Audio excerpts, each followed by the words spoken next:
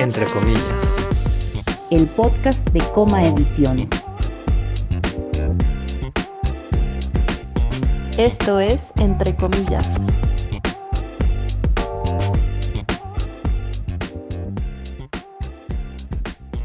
¿Cómo están? Bienvenidos a un nuevo episodio de Entre comillas, el podcast de Coma Ediciones. Pues muy contentos de llegar a este cuarto episodio y pues les presento a mis co-conductoras, compañeras en este viaje, en esta aventura editorial. Alma, ¿cómo estás? Muy bien, feliz de haber regresado a este episodio, me perdí el anterior. Sofi, ¿cómo estás? Buen día. Bien, estoy bien, yo también. Me gustó este nombre de coconductora. Muy tronco. Me lo acabo de sacar. Pues hoy vamos a platicar con Paco Morales, librero de toda la vida, director y fundador de las librerías El Alquimista, allí en Querétaro, que fue donde empezaron. Y pues bueno, esta parte de la cadena de libros es importantísima, ¿no? Con un montón de cambios y demás. Entonces, pues queremos platicar con alguien que tiene toda la experiencia del mundo. Paco, ¿cómo estás? Bienvenido, buen día. Muy buenos días, muchas gracias, todo muy bien, todo tranquilo, muchas gracias por invitarme. Pues, ¿qué te parece si empecemos de lleno con esta charla? Y algo que llama la atención siempre es cómo decidiste meterte a esto de vender libros, porque no es cualquier cosa. Pues es una muy buena pregunta, creo que es parte como, aunque no soy tan creyente en el destino, siempre estuve rodeado de libros.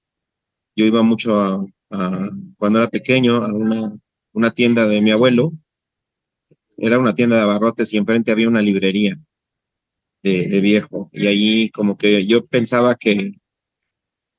pues que se la pasaba muy bien el tipo, que le iba muy bien, que contribuía al desarrollo de la cultura y como que ahí se sembró, ahí como que no lo decidí, pero ahí como que se sembró. Yo soy de Querétaro, he vivido en varios lados, pero incluso en la Ciudad de México, pero justamente en la Ciudad de México, como que los caminos me fueron llevando a que vendiera. Yo nunca me lo propuse. La gente me decía, oye, tú sabes dónde conseguir los libros, ¿por qué no me consigues esto? Porque, y bueno, pues si lo veo, lo llevo.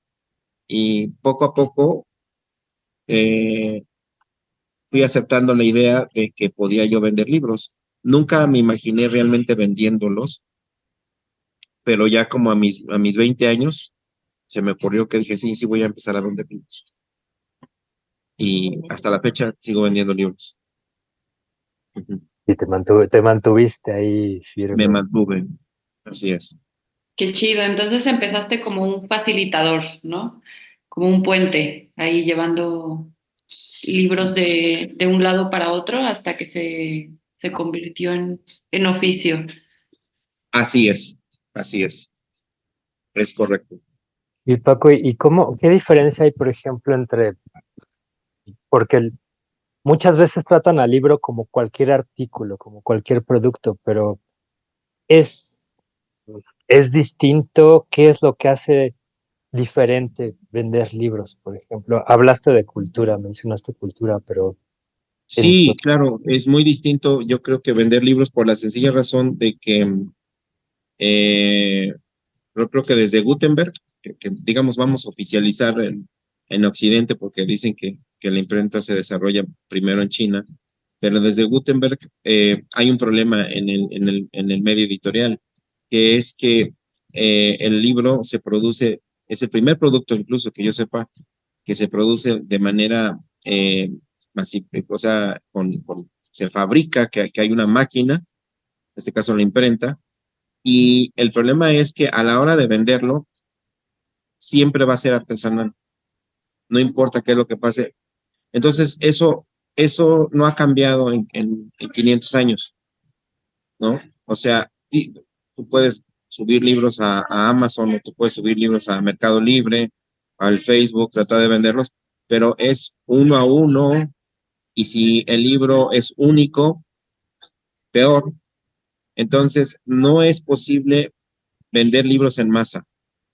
Eso no es posible, ¿no? O sea, yo desarrollo un libro de, no sé, de contabilidad y pues va a ser muy útil en la facultad, en las facultades de contabilidad, pero pues no en las escuelas de letras, ¿no?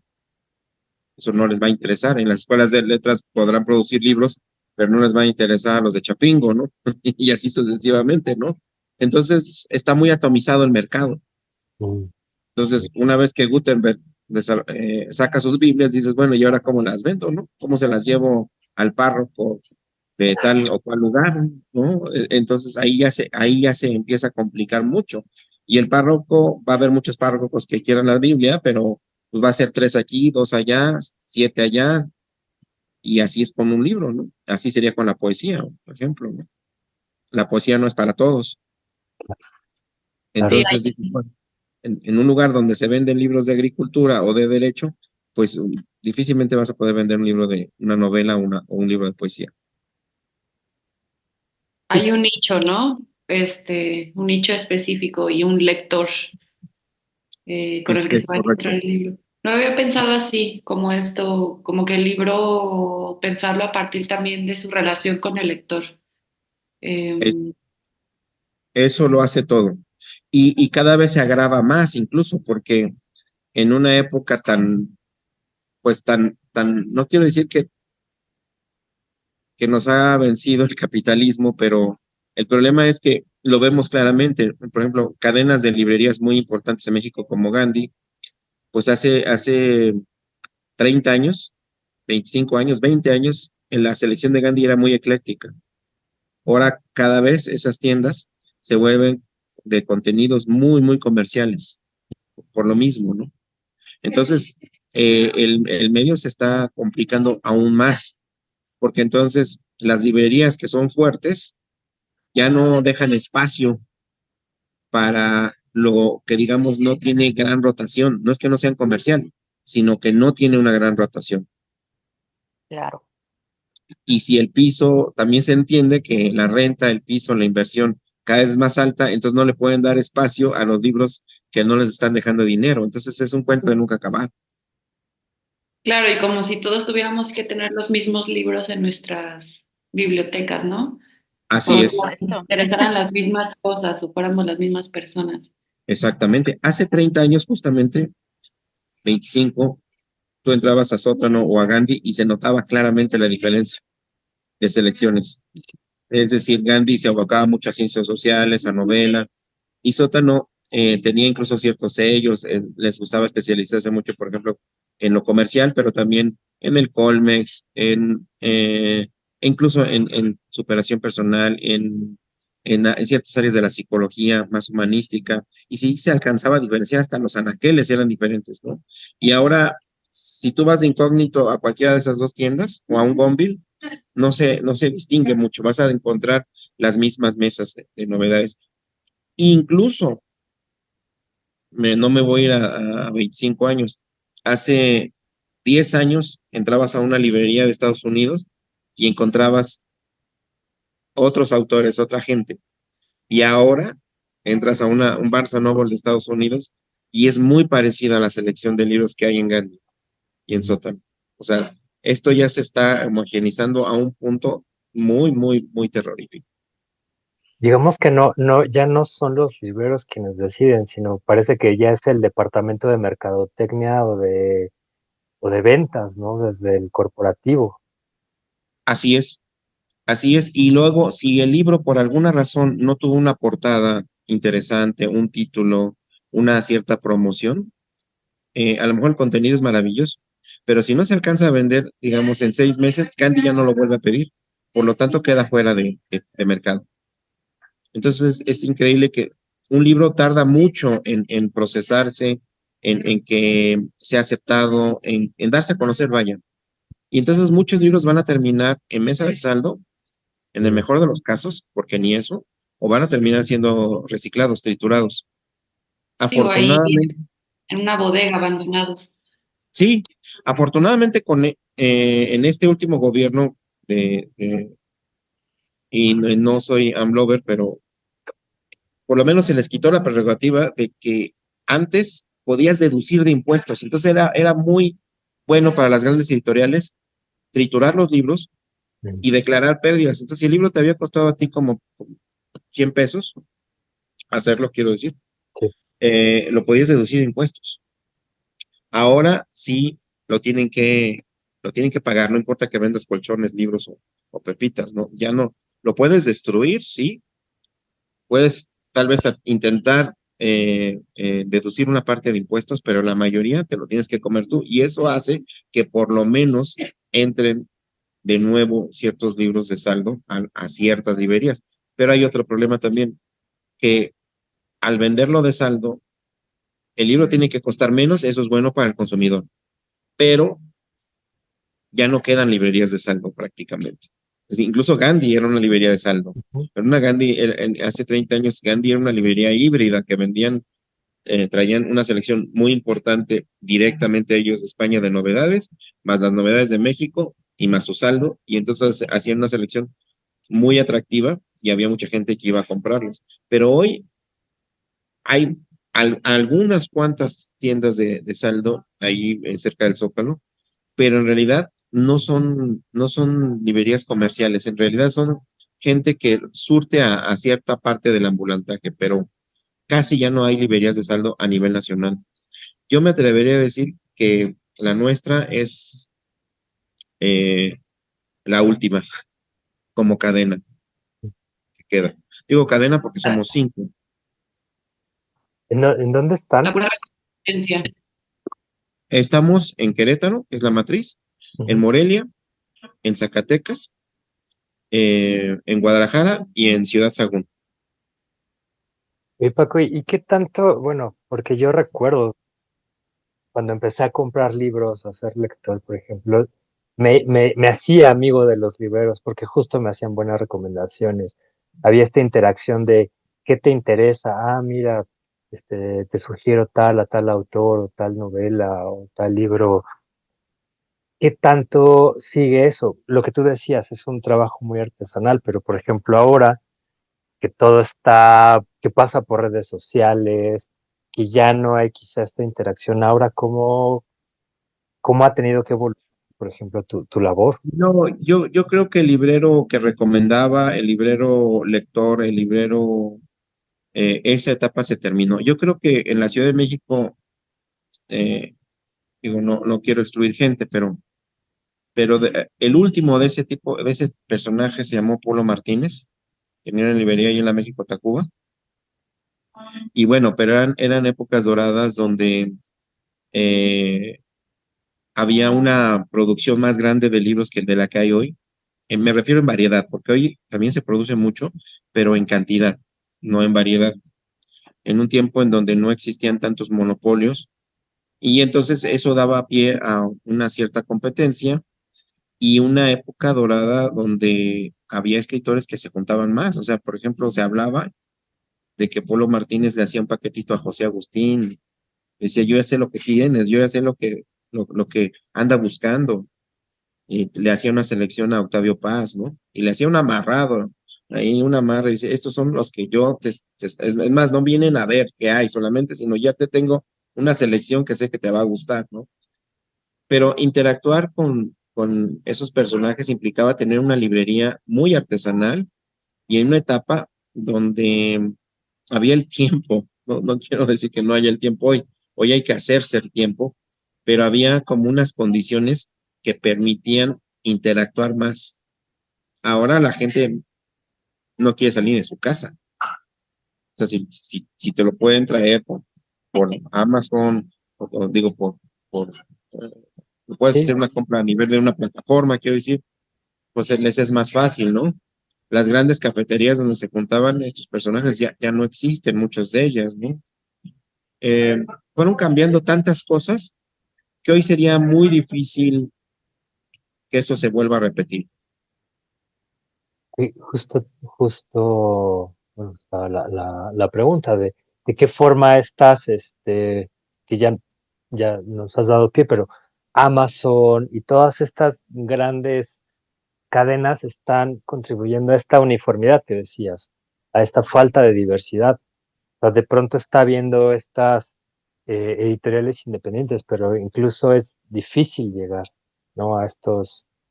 Eh, a estas librerías, a esta gente que acerque a la gente con estas propuestas. Yo creo que estamos pasando por un proceso muy difícil y pienso yo que sí va a resurgir porque decía Humberto Eco que los libros o el libro es como una cuchara. Hay inventos que no puedes sustituir, que ya son muy perfectos. O sea, han pasado tantos años y la cuchara es cuchara y no se puede perfeccionar. El libro es muy difícil que se perfeccione. Por lo tanto, eh, te pueden vender, no sé, puedes comprar y leer cantidades de libros en tu celular, en tu computadora, en tu iPad, pero al tenerlo es un disfrute. Tener libros es un disfrute, ¿no? Y leerlos, pues, por supuesto, es otro disfrute. Y comprenderlos es otro disfrute más profundo, ¿no? Y escribirlo y que tenga contenido lo que estás escribiendo, pues es otro disfrute. Eh, yo pienso que Platicarlo, ¿no? perdón, claro, claro. Lo que sucede es de que esto que les digo desde Gutenberg hasta la fecha necesita que ser cambiado. Es decir, y creo que sí está empezando a haber brotes, ¿no? Yo creo que en el futuro tendrá que haber un resurgimiento de librerías, pero de manera muy distinta a lo que esta librería, ese bodegón donde almacenaban grandes cantidades de libros y lo mismo vendían de contabilidad que de brujería y que leyes y mecánica automotriz y mecánica cuántica, eso yo no creo que regrese. Pero sí creo que la gente tiene una necesidad de volverse a juntar, de integrarse y de crear ciertos grupos, ¿no? De ciertas manadas, ¿no? Entonces, este café se juntan poetas, este otro café se juntan más los abogados, allá los ingenieros, ¿no? Y, y tendrá que haber espacios, aunque no sean muy grandes, donde esos libros puedan llegar otra vez a la gente. Yo siento que yo le apostaría a eso y donde no represente para el que es propietario de ese espacio, no tenga la presión de que tenga que sacar sus gastos operativos totalmente de libros, ¿no? Es decir, que asegure su ingreso a través de alimentos, a través de bebidas o a través de otros servicios, como en el pasado fue con tiendas de regalos, cafeterías, pastelerías, qué sé yo. Había gente que vendía relojes, había gente que vendía otros productos, ¿no?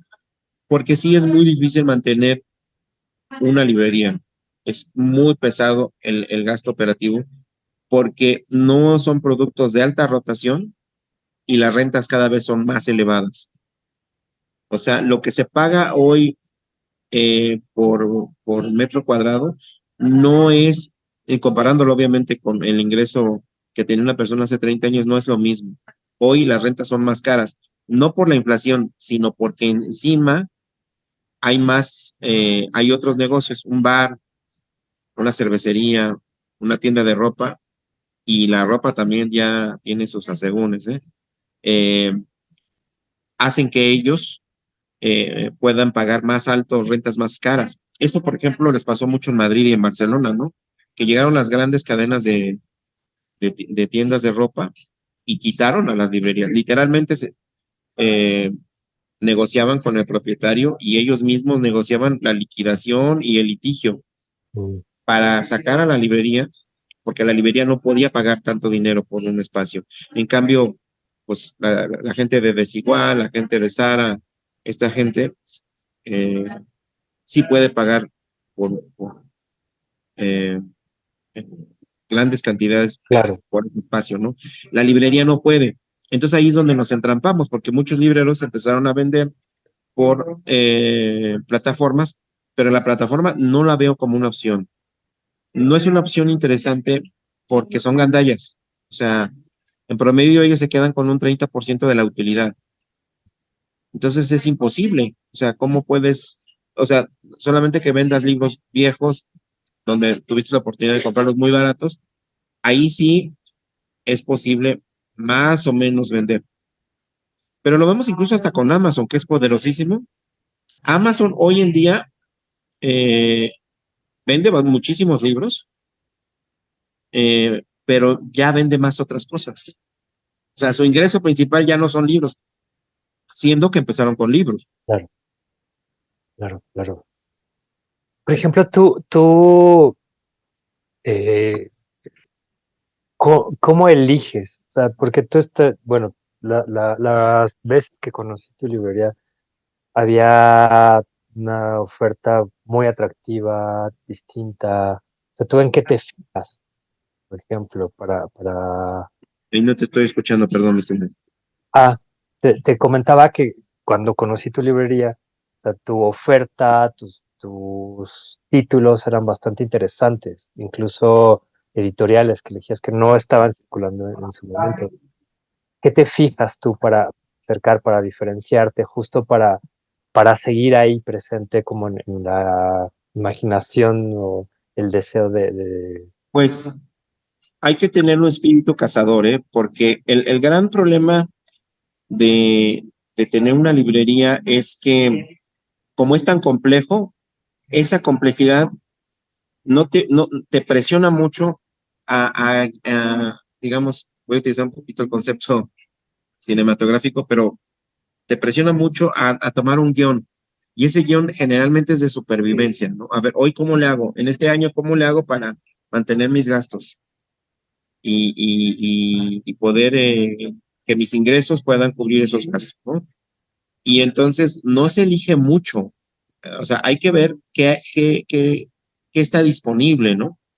Entonces, ahí es muy arriesgado entrar a esa parte porque y no solamente yo he tenido ese error, sino creo que el 99.99 de los libreros que yo conozco, y vaya que conozco mucho el mercado argentino, conozco el mercado colombiano, el mercado gringo, el mercado español, inglés y el mexicano, tienen exactamente el mismo error, que es sobrevivir, pero cuando tú sobrevives, ya no vives, es decir, ya no hay planeación. Es muy difícil, o sea, yo quisiera decir, oye, yo a mí me gustaría vender más filosofía, poesía, humanidades. Sí, pero muchas veces no están ni esos libros, el margen de utilidad no es tan grande y la demanda no es tan amplia, ¿no? Entonces hay que jugar como con las posibilidades, ¿no? Como esto que decías de quitarle quizá el peso a los mismos libros de sostener el espacio y quizá apostar también a la venta de otras cosas, a generar los espacios de reunión y acompañarlos con alguna bebida y entonces pues ahí tú te mantienes quizá como un poquito más fiel a el tipo de oficio que quieres llevar y cómo lo quieres llevar, ¿no? Sí, aunque no ha sido ¿Cómo mi lo has caso. equilibrado? Pues fíjate que yo he cometido el error que me ha aferrado a los libros. O sea, yo veo en el futuro esto que les decía de alternar con otros productos, pero en mi caso yo no, yo sigo siendo prácticamente puros libros. Incluso cuando he tratado de meter otros productos como rompecabezas, cosas didácticas, no me ha ido bien porque no lo domino. Y lo que yo he hecho es, hice una práctica que ahorita ya está conspirando contra mi sistema, que es, me mantuve mucho en el precio bajo. O sea, a toda costa tener precios muy bajos. Es decir, cuando digo precios bajos, me refiero de que todavía hasta el día de hoy, hasta este momento, ya me lo estoy considerando seriamente, tenemos libros desde 5 pesos. Pero digamos, si tú quieres una novela, vamos a hablar de libros ya como interesantes a precio bajo. Tal vez en la mesa de 5 sí haya algo, pero porque esté dañado o algo. Pero en general, nuestros libros así, digamos, vamos a decirlo, ya para una persona que tenga, digamos, eh, pues que sí sea, que tenga un gusto más selecto, sí te puedo decir que los libros empiezan desde los 35 pesos. O sea, de 35 a 100. Ese es nuestro promedio. Pero ya nuestras mesas de 35 sí va a haber libros para gente exigente, ¿no? Sí. Abajo de los de 35 no va a haber tantos libros para gente exigente. Pero el problema es esto, que pues el salario mínimo ya está en 250 pesos Ujú. y una renta de una tienda con una pasada mediana ya no te baja de 250 pesos el metro. Entonces, Entonces ya no empieza, ya dices, bueno, ¿y cuántos libros tienes que vender de 5 para cubrir tu mesa de 4 metros cuadrados, ¿no? De 3 metros cuadrados. Sí, ya sí, las sí, matemáticas no salen. Ya no sale, ¿no? Fíjate Entonces, que es eso. Y los hábitos de consumo están cambiando, además. eso te iba a preguntar, que a mí me habla mucho esto de que tienes muy conocido tu público, es decir, eres capaz de disponer de un espacio de diferentes precios y que sabes qué tipo de personas se van a acercar a cada una de estas áreas. ¿Qué tanto, cómo fuiste afinando eso? ¿Qué tanto lo has replicado en todas tus librerías? Ah, sí, todas están acomodadas de la misma manera. Bueno, porque fui, ya no soy tan gran lector como era antes, pero me gusta que la gente encuentre, porque yo entiendo que una cosa es que alguien entre y diga, yo estoy buscando tal cosa, y otra cosa es que el libro te encuentre, que haya un cruce de deseo y digamos que cierto azar, pero yo sé que tengo que propiciar ese encuentro entre el cliente y el libro, ¿no? O sea, por ejemplo, nosotros tenemos dos áreas de psicología muy divididas, juntas, pero digamos, o sea, no revueltas. Entonces, yo a mis empleados les digo, esta es la psicología oficial y esta es la filosofía humanística. La gente que te compra un libro de psicoanálisis, un libro de Freud, un libro de Lacan, no quiere que le hables de constelaciones familiares o no quiere que le hables de terapia de vidas pasadas o de logoterapia, gestalt y cuántas corrientes hay. Entonces, yo me fijo, por ejemplo, se me hacía absurdo entrar a un Sambors y encontrar la revista de Tierra Adentro en jardinería, ¿no? Sí, Dios santo. ese es un absurdo, ¿no? Y es muy difícil clasificar libros, ¿eh? O sea, porque yo creo que la mejor manera de clasificar un libro sería que la misma editorial dijera, esto te sugiero que lo metas en tal lado, ¿no? ¿Por qué? Por- Porque hay gente que que no quiere ver tanto, o quiere ver mucho, pero lo que le interesa. Pero si tú le sobresaturas la pared, las mesas, y no son de su agrado, aunque haya 10 libros por ahí enterrados que son potencialmente consumibles para ellos, no los van a ver. Ujú. Pues yo tengo que asegurarme que el que anda buscando psicología clínica no se entretenga con los de derecho y novelas, ¿no? Claro, Yo tengo que asegurarme que la gente que anda buscando poesía y esté toda la poesía en un solo lugar, ¿no? Por ejemplo, en novela, eso pasa mucho. Yo soy medio elitista para clasificar la novela, ¿no? O sea, no podría yo colocar a Kurt Vonnegut o no podría colocar yo a Gabriel García Márquez o a escritores ya a Saramago revueltos con bestsellers, yo les llamo zamborceros, ¿no? O sea, Ken Follett, o Ángeles Mastretta, o Daniel Steele, o sea, porque son dos públicos diferentes. Incluso la persona que va a consumir un bestseller no le va a interesar mucho a Saramago. claro. No, no la va a entender, se va a aburrir. Hay gente que me dice, es que yo he intentado leer muchas veces 100 años de soledad y me aburro. No, bueno, pues lo que sucede es que esto es como entrenar para un maratón. O sea, yo con mi sobrepeso no puedo correr 1 kilómetro, pero no dos, ¿no? ¿No?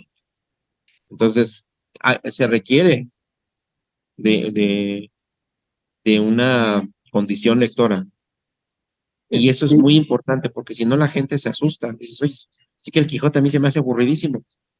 Pues es que si no tienes las condiciones, pues se te va a hacer aburrido. claro. Bueno, pues ya desafortunadamente nos está empezando a comer el tiempo, ¿no? ¿Perdón? Que desafortunadamente ya nos va a empezar a comer el tiempo. Ah, sí, sí, sí. Entonces, dos preguntas rápidas. Sí.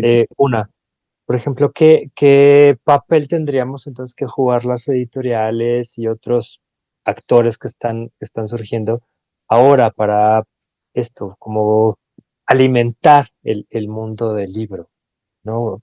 Brevemente, ¿tú qué crees que podríamos hacer? Integrarnos Muchas mejor. cosas, muchas Ajá, cosas. Primero, hablemos del tema dinero. El tema dinero es vital porque al final es un producto y si no es rentable para el librero, pues no va a ser rentable para el editor.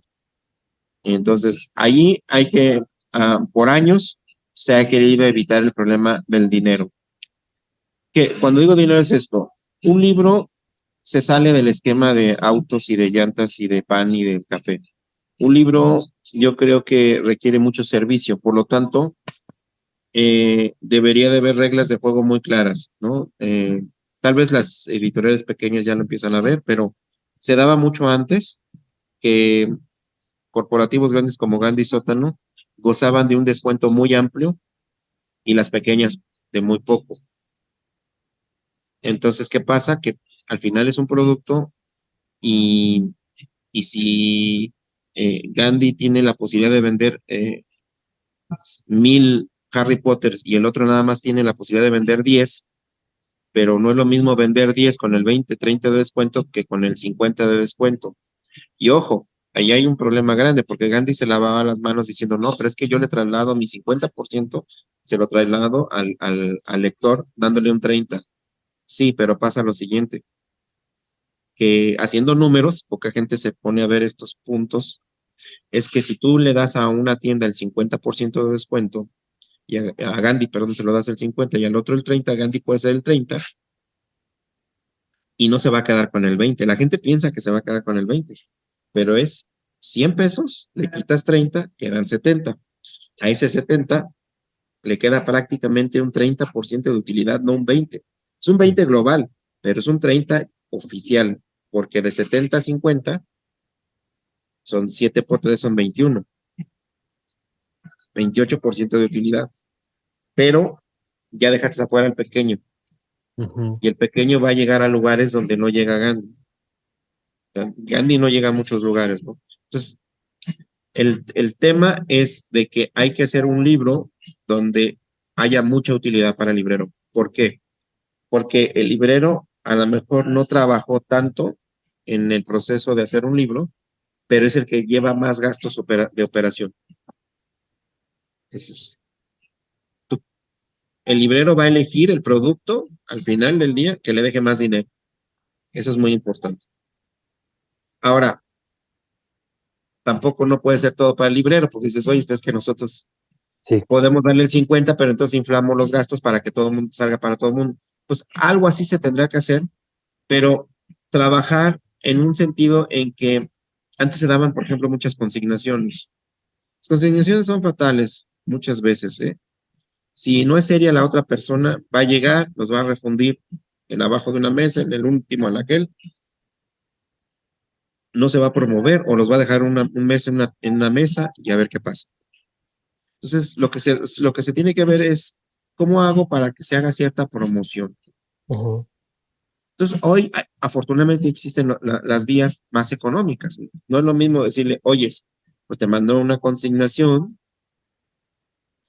pero necesito que una vez cada 15 días insertes en tu página de fan, tu face, una promo que yo voy a hacer.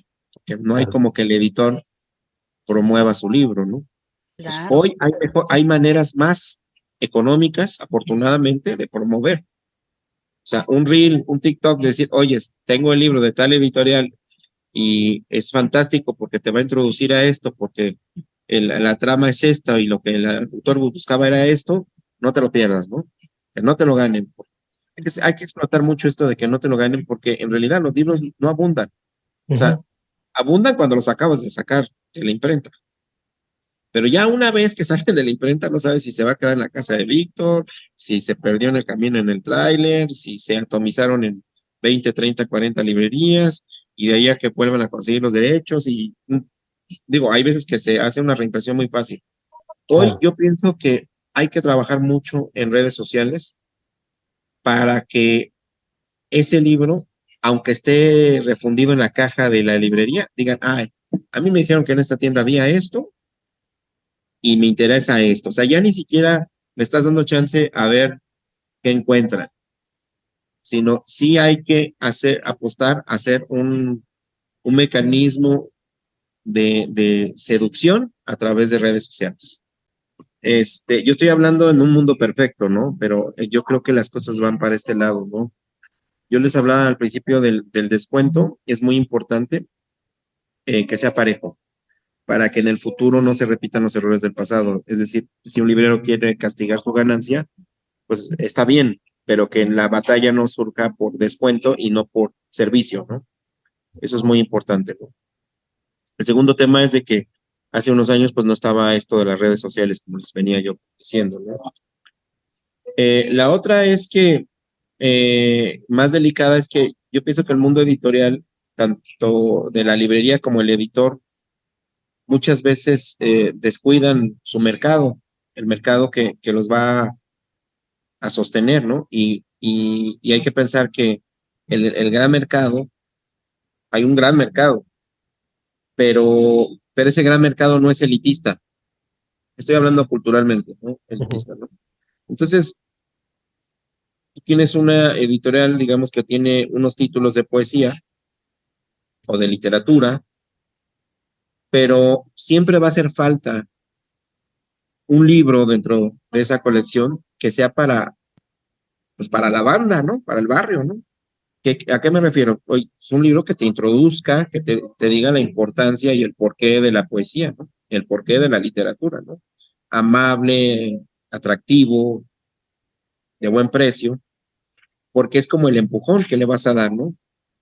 Entonces, yo he visto muchos diálogos en cafeterías, en reuniones, donde el intelectual se queja de que la gente lee basura. Y es cierto, mucha gente lee chatarra, ¿no?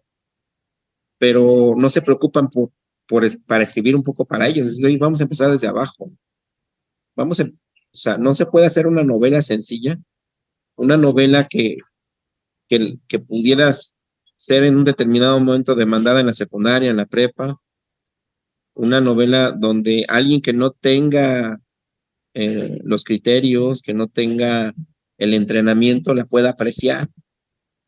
Entonces, no digo que todo se tenga que democratizar de esta manera, pero en un catálogo, o sea, no es nuestra labor formar lectores, pero sí hay un cierto compromiso de facilitarles el camino.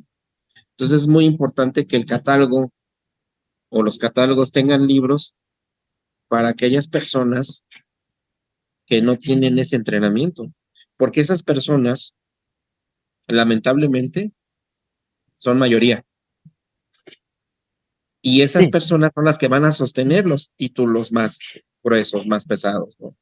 Entonces, digamos, se necesita la gente que compra los electrodomésticos en Liverpool, pero también se necesita la gente que compra los electrodomésticos en Azteca, ¿no? O sea, es la Electra. base de la pirámide. Sí, Y esa es sí, una gran oportunidad de negocio y sobre todo yo lo veo para poder sostener lo demás, ¿no? O sea, a mí hay libros, honestamente, que me da vergüenza vender, pero también estoy consciente que esos son parte de libros que me van a ayudar a sostener aquellos que son de un nivel culturalmente más elitista, más selecto, ¿no?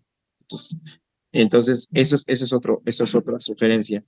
Y por último, otro punto un poco más complejo aún, bueno, otros dos puntos yo sugeriría es que el libro es un objeto al final del día, independientemente del contenido, es un objeto. Entonces, como objeto, se necesita, la gente lo aprecia mucho si es vistoso. Vaya, yo claro. vendo libros hasta por decoración, tengo arquitectos, eh, gente que decora casas y que me piden libros rojos, empastados, azules, lomos bonitos. Sé que empastar un libro es muy caro, que a lo mejor ahorita ya no es tan viable, digo, en pasta dura, pero siempre va a haber la manera de hacer algo tanto cuanto creativo, tanto cuanto, o sea, que se deslinde del típico libro media carta, fondo blanco. Si el libro no es atractivo en título en portada, pues estás perdiendo mucho. Porque la gente lo quiere sobaquear, quiere entrar a la cafetería con su libro, quiere hacer plática de su libro, lo quiere poner en su sala como decoro. Entonces, el libro hoy en día sí existe la tecnología, nada más que hay que ponerle mucha creatividad para, para que eso suceda, ¿no? Y por último, ya como adelantándonos a el librero, y me incluyo, nos hemos vuelto muy perezosos porque hemos salido de muchas batallas, algunos que sobrevivimos y otros ya se los aplastaron. Cuesta trabajo innovar y es por eso que incluso las grandes editoriales han hundido más el sistema porque ahora ellos venden directo. O sea, antes de la pandemia era raro ver que una editorial vendiera en directo, o sea, al cliente final, ¿no? Entonces, volviendo al tema de regresar los libros a las cafeterías, a las tiendas de regalos y mil lugares más, el futuro que yo le veo del editor es que a lo mejor no necesita un catálogo de 100 títulos o de 1000, que sería lo idóneo, ¿no? Pero si el editor tuviese 20 títulos de un buen precio, de, de, de, de una, no me gusta decirlo así, pero así es al final, de una buena apariencia atractiva, entonces faltaría romper e ir más lejos. Es decir, oye, ¿qué pasaría si aunque fuera de cartón, desarrollamos un librero donde quepan los 20 títulos de frente? Entonces ya no me tengo que esperar en la librería, ¿no? Yo simplemente llego, cuelgo en 2 metros cuadrados mi librero de 20 libros y automáticamente puedo estar, van a ustedes, en vez de esperarse a tener que se abran nuevas librerías, van a tener ustedes el Un espacio de 50% o más de exhibición, las cafeterías de una ciudad, aunque sea de un pueblo. Si, a ver, si le dices al tipo el dueña, oye, pon un librerito, unas tablitas, pon unos libros, no se le va a antojar. Pero si el exhibidor es atractivo, llegas, lo cuelgas, pues ya basta decorar. Y esa es la gran ventaja de los libros. Tú puedes vender seguros, puedes vender cosas muy atractivas, pero el libro tiene una gran ventaja. Siempre inspira mucho respeto. Tú llevas unos libros de casa en casa y es difícil que que te cierren la puerta. Oiga, vengo a traer seguros. Dices, no, no me interesa, no quiero saber de seguros. Pero traigo libros, le despierta curiosidad, aunque no sí. te compren. Y eso es un paso gigantesco, porque es horrible como vendedor que te digan que no. El libro a lo mejor no te lo compran, pero va a decir, hoy no, pero por después, ¿no? Pero si vendes seguros, tú tienes que estar entrenado a 100 nos al día. Y en libros no. Entonces es muy importante que vuelvan los libros a tener un espacio. Y yo no creo que el librero o el de la cafetería lo vaya a hacer. Yo creo que esa es una iniciativa que, que el editor puede tener. Uno, alguien que es muy exitoso haciendo eso, claro, él tiene ya mucha experiencia, tiene mucho dinero, pero bueno, se puede hacer de manera más rústica, es por ejemplo el dueño de Alberto Ruiz Sánchez, ¿no? Ujú, Dueño de México. sí. Él hasta tiene exhibidores de madera, ¿no? Y que Para sus tienen, revistas.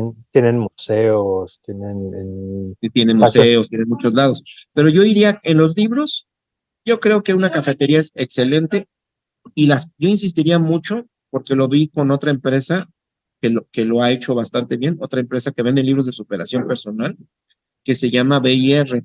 Ellos Ujú, tienen giratorios en pastelerías y eso es un hitazo, porque una persona que va a comprar un pastel muchas veces no ha comprado un regalo y es el último momento de decir, voy, ¿no? sí. Porque un libro es un gran regalo. O sea, un libro se lo puedes regalar al más pobre como al más rico. En cambio, si yo le quiero llegar a un cuate que tiene mucha lana, un whisky, pues si le llevo un whisky de 300 pesos, pues no. Pero un libro siempre va a ser un gran regalo. Entonces, los libros requieren nuevos espacios. Y yo creo que aunque no es una labor del editor, el editor puede llevar ventaja si se posesiona de los espacios. Esas serían mis recomendaciones. Wow. Oye, yo quiero, antes de que suceda otra cosa, por favor pedirte que en otra ocasión vuelvas a platicar con nosotros porque se quedan muchísimos temas en el tintero.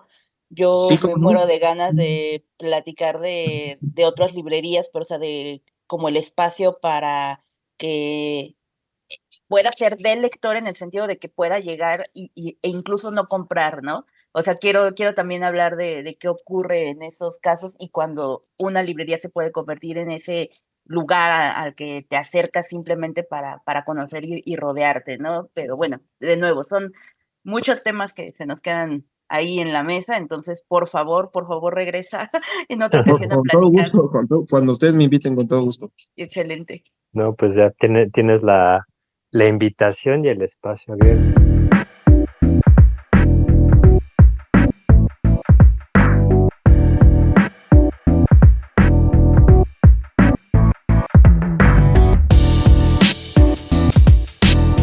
Queremos invitarte a que nos recomiendes que tenemos esta sección en la que maridamos una bebida con un libro. Entonces, algo que a ti te guste, no sé, a lo mejor café, un whisky. Bueno, a mí me gusta mucho la leche dorada, es decir, la leche con miel y cúrcuma, tanto caliente como fría. A mí es como una bebida energetizante para mí, me llena mucho, me satisface mucho, ¿no? Entonces, ahora con el calor, está empezando ya el calor, pues con hielos es deliciosa, ¿no? Qué rico, Y sí, se me antojó. sí, eso es.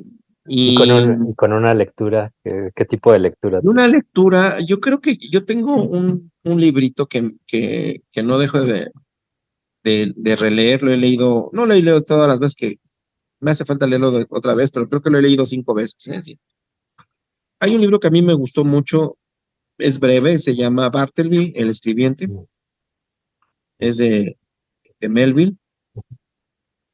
Por ahí circuló una traducción en los 70s, es difícil de conseguir, en Editorial Bruguera, libro amigo. A mí por eso me llamó la atención. Justamente me llamó la atención porque decía una traducción de Borges, era una traducción de Borges. Y yo como que tenía el prejuicio, o sea, a través de mi ignorancia, que relacionaba a Melville como si fuera una especie de aventurero, como de Salgari, como que era literatura para chavos, como Moby Dick, La ballena y eso. Y pues estaba muy equivocado. Melville es un escritor muy profundo, que tenía un conocimiento, no sé si práctico o académico, psicología. Y en ese libro, lo que me maravilla es que justamente dónde, dónde nos ponemos y cómo podemos ayudar al otro. Y justamente el libro es todo lo contrario. O sea, él, a lo que yo entiendo por el libro es que es muy difícil ayudar a alguien, pero a pesar de que es una derrota, sí abre otra puerta, que es, puedes intentar ayudarte a ti y en ese sentido tal vez puedas ayudar a alguien, pero es muy difícil ayudar a alguien y por lo tanto, cómo nos presentamos y somos frente al mundo, ¿no? Entonces, no sé si ustedes han tenido la oportunidad de leer esa obra. ¿No? De Es hecho, hay un un ensayo en gran Pretextos libro. que se llama, la frase es, preferiría no hacerlo, ¿no? Hay todo un ensayo filosófico sobre esa frase. Y definitivamente corran a leerlo, porque sí es una gran pieza, ¿no? De esas historias que marcan.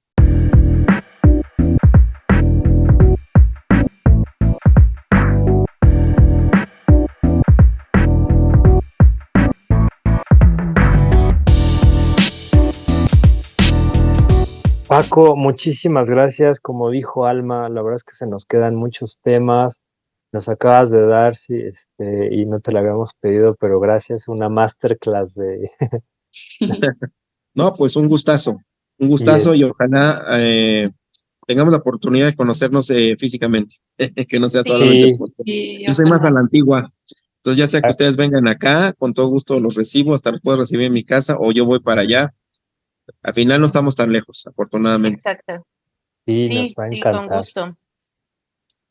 Y ya por último, si alguien está interesado en conocer, no sé si tengas un catálogo o si más bien es acercarse a tus librerías, ¿dónde pueden encontrarlos? Pues más bien acercarse a mis librerías, porque nosotros, todos nuestros libros son de ocasión. Ok. Tanto los que compramos aquí como los que importamos son todos de ocasión. O sea, lo que nos llega hoy es muy probable que no nos vuelva a llegar por el tema del precio. Sí, Claro. Son oportunidades, son remanentes, ¿no? En el caso de que esperemos que los libros de ustedes se vendan, bueno, ahí sí puedo decirles, oye, Víctor, mándame más de esto, ¿no? Pero nosotros yo casi encantados. nada más trabajo ahorita a nivel nacional. Hace 20 años yo trabajaba con más de 300 empresas. Claro que hace 20, 30 años había muchas más empresas en México, ¿no? Ahorita no creo que lleguen a 300 editoriales en México. Me refiero de que puede ser que haya más editoriales, pero por ejemplo, Grupo Editorial Planeta pues abarca 30, ¿no? El Random House abarca otros tantos, y Bruguera, Ediciones B, otros tantos, bueno, Océano, Claro. perdón.